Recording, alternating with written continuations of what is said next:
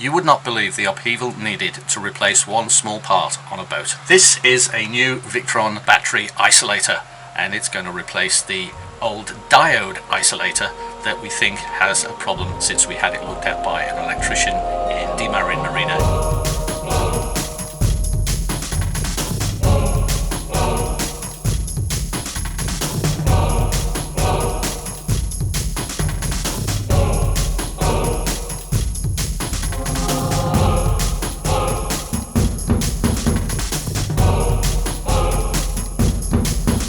This is not a diode battery isolator, this is a FET battery isolator, and its efficiency at sending power from the alternator to the various battery banks is as high as 99.9%, which is pretty darn good considering the old diode battery isolator has an efficiency of around about 30%. So this is going to do wonders in that department, even if it doesn't fix or find the problem that we may or may not still have with the fizzing anodes on the prop shaft.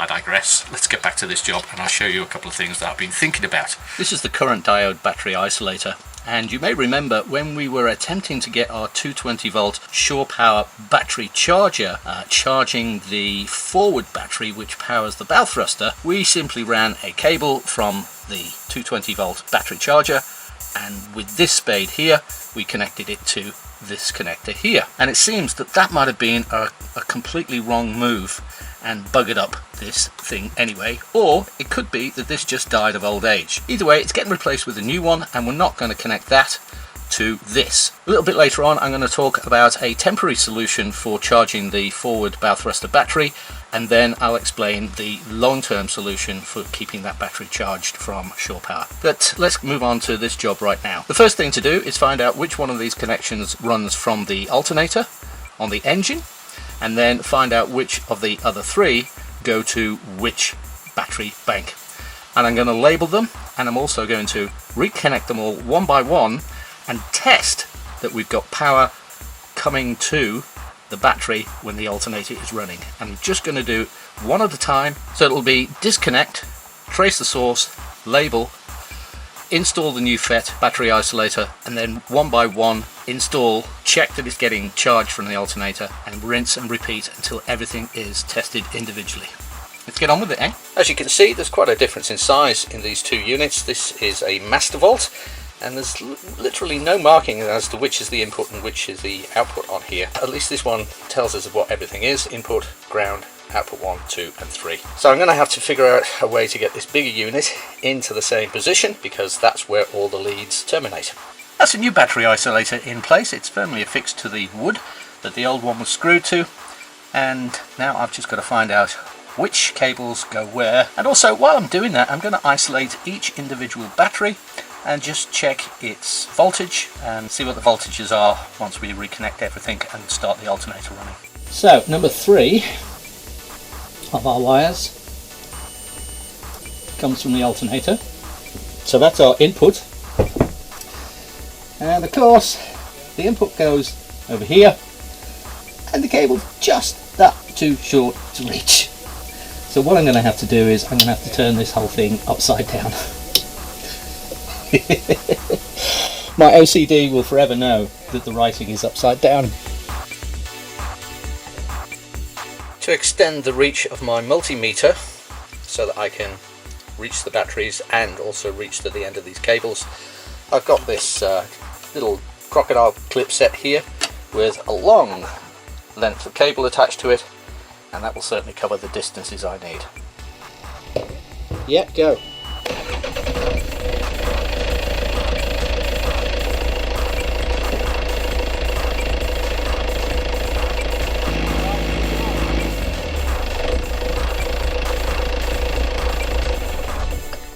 And there we have it installed. I've labelled it as well. Here's the alternator coming in.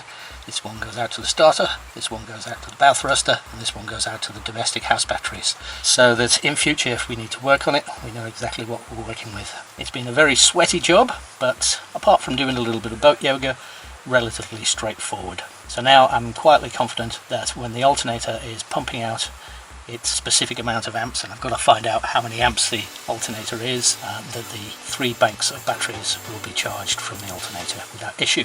Wednesday afternoon, the heat of the day has kind of passed. Still bloody warm though, isn't it? Yeah, especially underneath these things. We are wearing these things because we are in Turkey at the moment and we're just taking our first walk into Cash Town. And apparently the rule is if you don't wear one of these in public, then you will be fined. But to be honest with you, we've been watching people going past on scooters and in cars, and so far we're the only ones wearing them. But you know, you've got to suss it out and do the right thing. I mean, you know, I'm pretty confident I don't have COVID. I feel perfectly normal. But then again, we don't know if anybody else does have COVID, so it's a gamble, isn't it, really? And it is definitely hot wearing a mask. It is, but you know, never thought I'd be able to dress up like a bandito and go into town, so.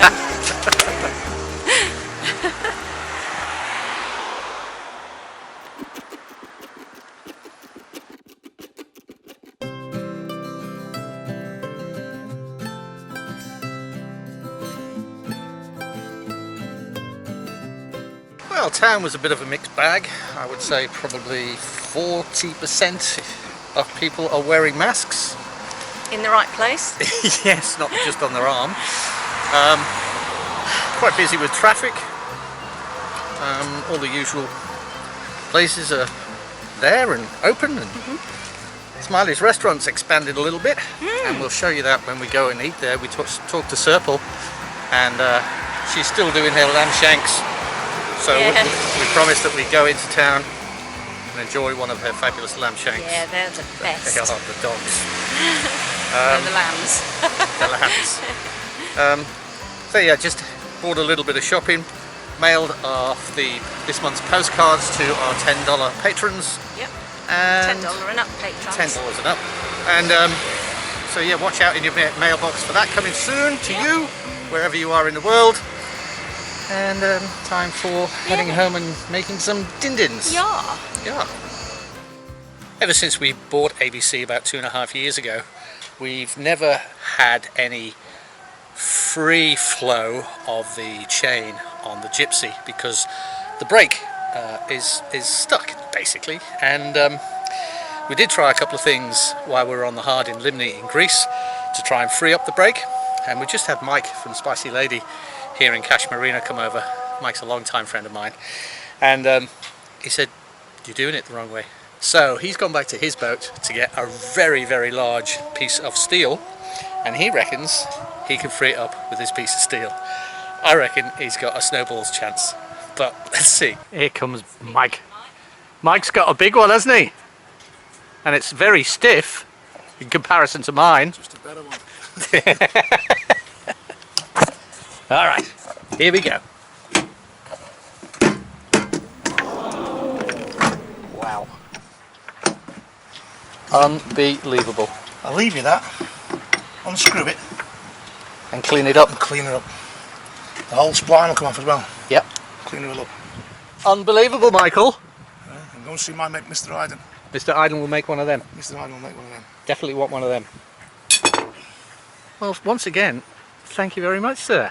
No problem. My job here is done.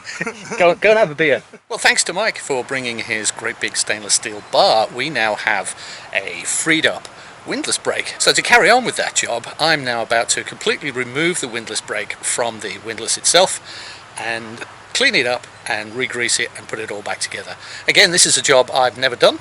I did have a look at YouTube to see if there were any online videos, and all I could come up with were these huge cargo ships with these massive windlasses and obviously much bigger brakes. Not really relevant in this situation, but we're going to give it a go anyway, and of course record it for you guys. And if you're enjoying these maintenance and preventative maintenance segments on the channel, then don't forget to hit the subscribe button and click the bell icon so that you get notified whenever we put a brand new episode out. And it really does help us out with making our channel grow, so we appreciate it. Thanks. In reality, there doesn't seem to be a lot to it. I unscrewed the big metal bit that goes on here. There was a large plastic disc in here, and there are 4 bolts that go through here, which I'm assuming hold the actual chain part of the Gypsy onto this piece here. And just to check, I'm actually going to take the chain off. We do have the anchor attached with a big hook at the moment, so that's not going to go too far, and we'll just ease the chain off the Gypsy and see how mobile this section is. Considering this hasn't been taken apart and serviced for 2.5 years, it doesn't look too dirty. I'm just going to clean up a little bit of salt residue around here on the thread. This seems to be quite well packed with grease as it is, so we're just going to add some more grease to this thread. Once again, as we always do when we're applying the grease, we use a toothbrush, and today we're using Anch's toothbrush again because mine is still in the plastic wrapping it came in. And then put it all back together.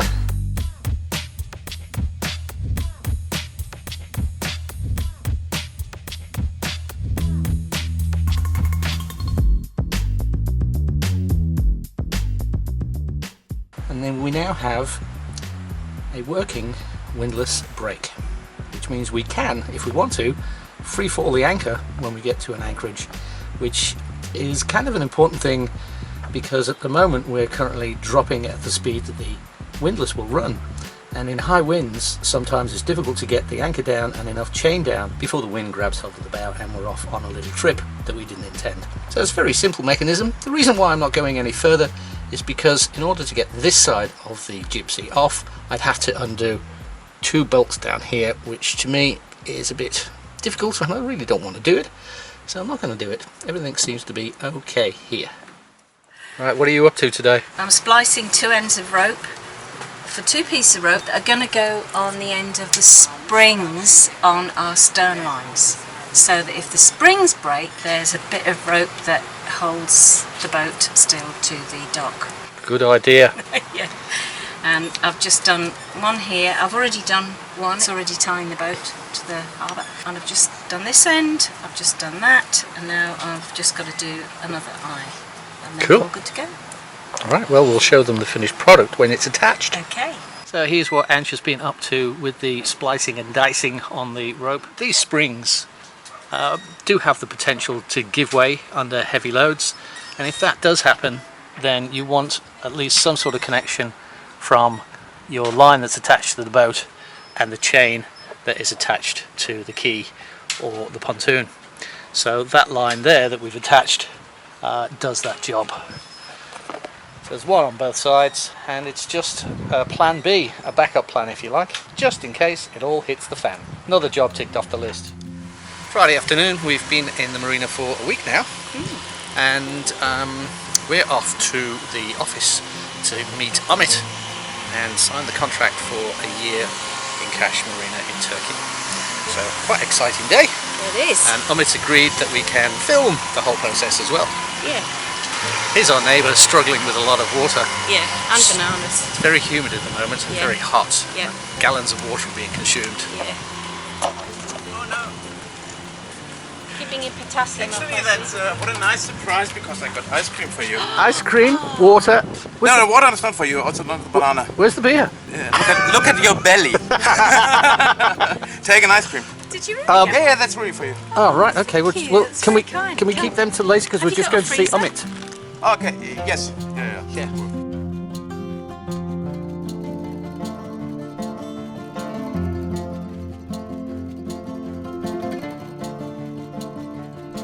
Hello, we have a meeting at 2 o'clock with Amit. Good to see you. Good to see you. Hello, Mary. Hello, Ansha. How are we? Yes, that's in the Okay. contract. Thank you. Oh, right. Okay, Mary. You can use my desk here. This is your contract. Thank you. Enjoy your stay in Kaş Marina. Thank you very much, Amit. You're welcome, Mary. Yay! Well, that's it. We're officially here, Yes. and although it's a 12-month contract, we actually get 13 months in total because Jim, who is our mate on our buddy boat Acheron, he introduced us to the marina, and as a consequence we get an extra free month, and he also gets an extra free month, so that's a pretty good deal. Yeah. So we can do the same as well. So, you know, if somebody wanted to come to Kaş Marina and we introduce them, then we get a month and they get a month. Yeah, so if you're thinking of popping this way, Yeah.